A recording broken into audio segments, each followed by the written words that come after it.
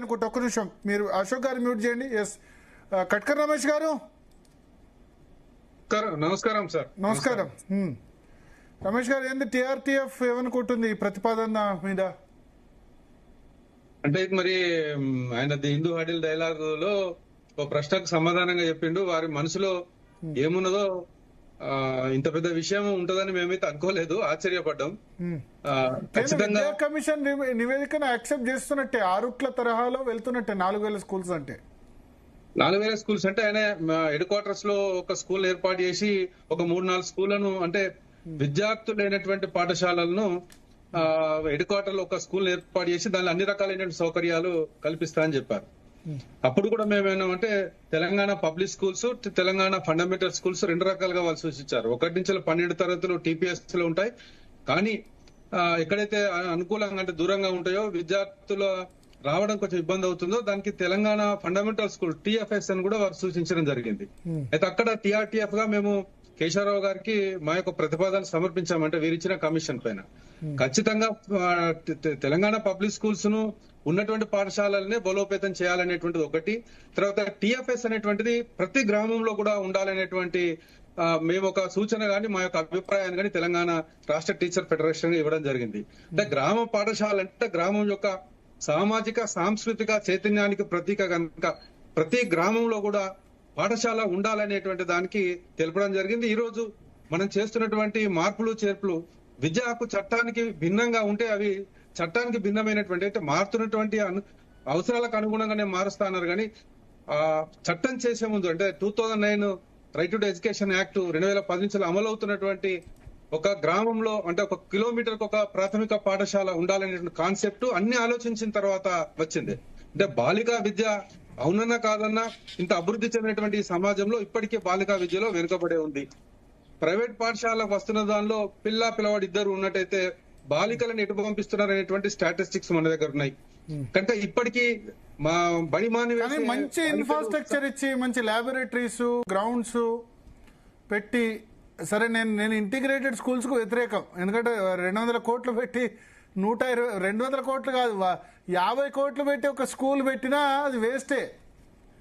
50 కోట్లు అంటే బిల్డింగ్లకే పోతుంది. బిల్డింగ్లు అంటే కాంట్రాక్టర్లు కమిషన్లు, చదువు చారడు బల్పాలు దోషడు అన్నట్టు ఇదంతా కూడా కమిషన్ల కోసం చేసేది. ఇంటిగ్రేటెడ్ స్కూల్స్ అయినా అది ఏదైనా అంతే. ఒకటే స్కూల్లో 50 కోట్లు ఖర్చు పెట్టి 2000 మందికి చదువు చెప్పే బదులు ఆ 200 కోట్లతో ఒక జిల్లా మొత్తం స్కూల్స్ బాగా చేయొచ్చు. నేను చెప్పేది ఉమ్మడి జిల్లా, ఇప్పుడున్న చిన్న జిల్లాలు కూడా కాదు, ఉమ్మడి జిల్లా స్కూల్స్ అన్ని కూడా బాగా చేసేందుకు అవకాశం ఉంటుంది. బట్ ఈ ఒక మండలానికి 4-5 స్కూల్స్ సెలెక్టివ్ గా పెట్టి play ground, computer education, labs చేస్తే గనక ఇన్ఫ్రాస్ట్రక్చర్ చేసి టీచర్స్ కూడా కొంచెం ఇబ్బంది పడతారు కదా. ఆసిఫాబాద్, ములుగు లాంటి ఏరియాలో వర్షాకాలం స్కూల్స్ పోవాలన్నా ఇబ్బంది. ఇప్పుడు వారు చెప్పిన కాన్సెప్ట్ లో కూడా ఇవాళకి తండాలలో వర్షం పడితే పిల్లలు వచ్చే పరిస్థితి ఉండదు, అంటే డ్రాప్ అవుట్ పెడుతుంది. అంటే పిల్లవాడు ఒక 4 రోజులు బడికి రాకపోతేనే ఆ కోఆర్డినేషన్ దెబ్బతింటది ఎడ్యుకేషన్ లో. కనుక ఈ విధానం అనేటువంటిది అంటే ప్రైవేటు అనేటువంటిది లాభాపేక్షతో కూడుకున్నటువంటి వ్యవస్థ, సామాజిక బాధ్యతతో కూడుకున్నటువంటిది ప్రభుత్వ విద్య. కనుక దీన్ని ప్రైవేట్ తోని సామాజిక బాధ్యతతో ఉన్నటువంటి ఒక ప్రభుత్వము లింక్ చేయడం అనేటువంటిది ఆ పోలిక అనేటువంటి సరిగ్గా లేదు. 27,000 నుంచి 4,000 అంటే అట్ ఇస్ ఇంపాసిబుల్. ఇప్పుడు మనం చూద్దాం, గతంలో ఇలాంటి విధానాలు కేరళలో గాని, ఒడిశాలో గాని, రాజస్థాన్ లో గాని ఈ రకమైనటువంటి ప్రతిపాదనలు వచ్చి అక్కడ చేశారు. అంటే తీవ్రమైనటువంటి అక్కడ ఎన్జిఓస్ తో రాజస్థాన్ లో వచ్చినటువంటి వివాదంతో తిరిగి అక్కడ వెనుకకు వచ్చి కొన్ని మళ్లీ పాఠశాలను తెరిచిన పరిస్థితులు కూడా ఉన్నాయి. అలాగే ఒడిశాలో కూడా ఇప్పుడు గిరిజన సామాజిక వ్యతిరేకత తీవ్రంగా వచ్చింది ఒడిశాలో. అక్కడ కోర్టుల వరకు వెళ్ళాయి, అక్కడ కూడా వెనుకకు రావడం జరిగింది. అంటే ఇక్కడ విద్యా ఏకీకరణ అంటే ఒకే దగ్గరికి విద్యా వ్యవస్థను తీసుకురావాలనేటువంటిది కన్నా విద్యా సదుపాయాల విస్తరణ అనేటువంటిది చాలా ముఖ్యంగా చేయాల్సినటువంటి అవసరం ఉంది. మీరు అంటున్నటువంటి పాయింట్ కి నేను వస్తున్నా. అంటే విద్యా సదుపాయాల విస్తరణ చేస్తే ఖచ్చితంగా ప్రభుత్వం ఇప్పుడు మీరు ఇంతకుముందు చెప్పడం జరిగింది, మన మిత్రుడు దీనిలో లవ్ లో మాట్లాడుతూ నల్గొండలో ఎందుకు వస్తున్నారు, ఆరుట్లో ఎందుకు వస్తున్నారు అంటే అక్కడ ఓన్లీ సదుపాయాల కల్పనలే కదా. కనుక సదుపాయాల కల్పన అన్ని పాఠశాలలో చేసినప్పుడు అన్ని పాఠశాలలో తప్పకుండా విద్యార్థుల సంఖ్య పెరుగుతుంది. రెండోది, ఇప్పుడు కొన్ని ఏరియాస్ ఏవైతున్నాయో పూర్తిగా కమర్షియలైజ్డ్ ఏరియాస్ గా మారినాయి. అంటే హైబ్రిడ్ సెంటర్ లో సర్కిల్ లోపల మా కరీంనగర్ లో నేను చాలా సంవత్సరాలు పనిచేశాను. ఇక్కడ ఓల్డ్ హై స్కూల్ అనేటువంటి పూర్తిగా కమర్షియల్ అక్కడ బస్ స్టాండ్ దగ్గర. దానిలో నుంచి ఒక స్కూల్ తీసుకొని సప్తగిరికాలు అని చెప్పేసి గిద్దపెరమాల టెంపుల్ దగ్గర దాన్ని ఏర్పాటు చేసిన తర్వాత దాని సంఖ్య పెరిగింది. అట్లాగే సవరన్ స్కూల్ సంఖ్య పెరిగింది. అంటే కమర్షియల్ ఉన్నటువంటి హ్యాబిటేషన్స్ పెరుగుతున్నప్పుడు పాఠశాల మూసివేత కాకుండా ఎక్కడైతే న్యూ హ్యాబిటేషన్ ఉందో, క్యాచ్మెంట్ ఏరియా ఉందో, హైదరాబాద్ లో అట్లాంటి విజయవంతమైనటువంటి చాలా స్కూల్స్ హైదరాబాద్ లో ఇవాళ నడుస్తున్నాయి. అంటే మార్పు చేసినటువంటి స్కూళ్ళ మూసివేత కాకుండా ఆ స్కూళ్లను నూతన హ్యాబిటేషన్ పంపించడం ఒకటి, తర్వాత అక్కడ సౌకర్యాల విస్తరణ చేయడం ఒకటి, కేంద్రీకరణ కాకుండా. ఈ విషయం ఇప్పుడు నేను చెప్పడం లేదు, కొఠారి కమిషన్ లో కూడా స్కూల్ కాంప్లెక్స్ విధానం గురించి వారు అక్కడ చెప్పడం జరిగింది. అంటే స్కూల్ కాంప్లెక్స్ అంటే అన్ని స్కూళ్లను ఒక దగ్గర తీసుకురమ్మని కాదు వారి యొక్క భావన ఆ రోజు.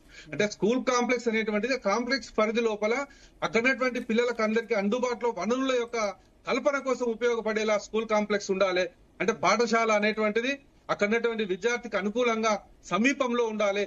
అంటే ఒకవేళ అమ్మాయి ఆసక్తి కూడా దక్కుతుంది. అంటే తన హ్యాబిటేషన్ లో స్కూల్ కు పోయే అమ్మాయి లేక అబ్బాయి ఆ పాఠశాలకు పోవడం, లేకుంటే ఇంకో దగ్గరికి వెళ్ళాలి, బస్ ఎక్కి వెళ్ళాలి అంటే అక్కడ స్కూల్ కు వెళ్ళడంలో కూడా ఆసక్తి తగ్గే అవకాశం కూడా ఉంది. కనుక వీటన్నిటి కూడా బేరీజ్ వేసుకోవాలి. నేను ఏమనుకుంటున్నా అంటే ఇప్పుడు వారు మాట్లాడిన ఏదో ఎన్ రామ్ గారు హిందూ గ్రూప్ డైరెక్టర్ గారి చిట్ చాట్ లోపల వాళ్ళు చెప్పడం జరిగింది. దీనిపైన విస్తృత చర్చలు కూడా జరుగుతున్నాయి.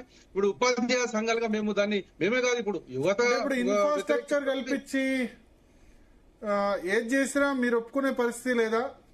27,000 స్కూల్స్, అంత పెద్ద సంఖ్యలో 27,000 స్కూల్స్ ఉండడం కూడా కరెక్టా? 27,000 స్కూల్స్ 5 క్లాసులు పెట్టి 1 to 5th ఒకటే టీచర్ ఉన్న స్కూల్స్ ఉన్నాయి.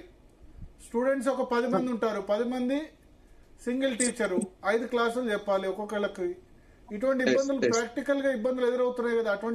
అటువంటి వాటిలో స్కూల్స్ మెర్జ్ చేస్తే తప్పే ఉంది. నేనేమంటున్నాను, ఇప్పుడు వారు చెప్పినటువంటి లెక్కనే 27,000 ప్రభుత్వ పాఠశాలలో 18 లక్షల మంది ఉన్నారు, 12 లక్షల ప్రైవేట్ పాఠశాలల్లో 35 లక్షల విద్యార్థులు ఉన్నారని చెప్పేసి వారు చెప్పినటువంటి నిన్న ఇంటర్వ్యూలో చెప్పినటువంటిది. ఇప్పుడు మీరన్న రీతి లోపల ఇన్ఫ్రాస్ట్రక్చర్ కనుక పెంపు చేస్తే 27,000 పాఠశాలలు 30,000 పాఠశాల డిమాండ్ ఏర్పడుతుంది రాష్ట్రంలో. ఇంకా ప్రభుత్వ పాఠశాల పెంచాలని డిమాండ్ ఏర్పడుతుంది తప్ప ఈ పాఠశాల తగ్గింది. ఇన్ఫ్రాస్ట్రక్చర్ పెంచిన తక్షణమే ఆ పాఠశాలకు విద్యార్థుల సంఖ్య పెరుగుతుంది. గ్రామీణ ప్రాంతాల్లో ఉన్నటువంటి పాఠశాలల్లో కూడా అక్కడ ప్రైవేట్ పాఠశాల నుంచి విద్యార్థులు బయటకు రావడం, ప్రభుత్వ పాఠశాలలో పెరగడం జరుగుతుంది. అంటే ఉచిత విద్య. దామోదర్ రెడ్డి గారు జాయిన్ అయ్యారు PRT నుంచి.